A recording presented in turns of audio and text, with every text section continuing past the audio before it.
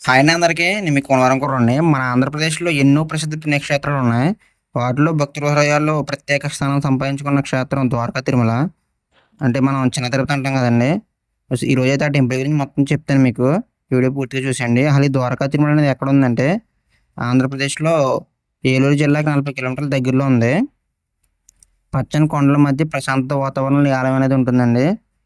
ద్వారకా తిరుమల అనే పేరు ఎలా వచ్చిందంటే, పురాణాల ప్రకారం చూసుకుంటే ద్వారకా మహర్షి అనే ఒక వ్యక్తి ఈ ప్రాంతంలో శ్రీ మహావిష్ణువుని దర్శించుకోవాలని కఠోర తపస్సు చేస్తున్నారంట.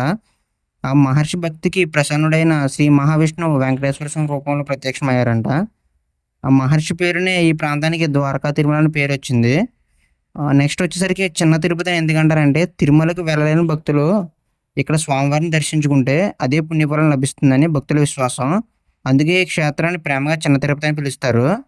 ఆలయంలో అద్భుత విశేషం ఏంటంటే, ఈ ఆలయంలో అత్యంత ప్రత్యేకమైన విషయం ఒకటుంది. ఒకే గర్భగుడిలో 2 శ్రీ వెంకటేశ్వర స్వామి విగ్రహాలు దర్శనమిస్తాయి మనకి.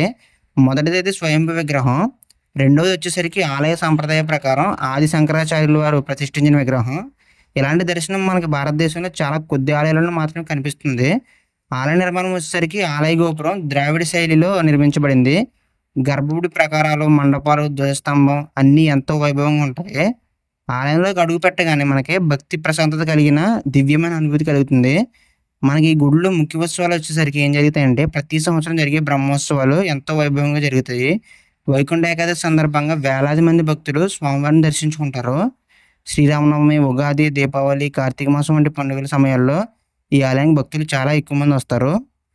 ఆలయంలో జరిగే సేవలొచ్చేసరికి మనకి భక్తుల కళ్యాణోత్సవం, అర్చన, అభిషేకం, అన్నదానం వంటి సేవల్లో పాల్గొంటారు. అనేక మంది తమ మొక్కులు తీర్చుకుని స్వామివారికి తలనీలాలు కూడా సమర్పిస్తారండి ఇక్కడ.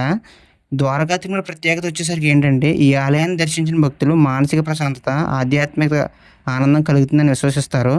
అందుకే ప్రతి సంవత్సరం లక్షలాది మంది భక్తులు ఇక్కడికొచ్చి స్వామివారిని దర్శించుకుంటారు.